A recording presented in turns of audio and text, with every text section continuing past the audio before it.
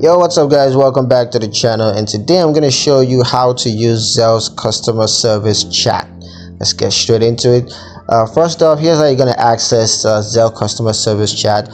Just visit the Zelle website and click on help or support at the top of the page. If you're going to use the Zelle mobile app, all you got to do is open the mobile app and then tap on help or support and then select chat with us.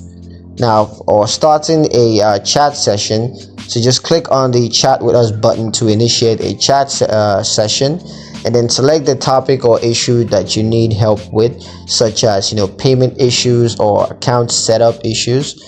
Next, you want to provide your name, email address, and a brief description of your issue.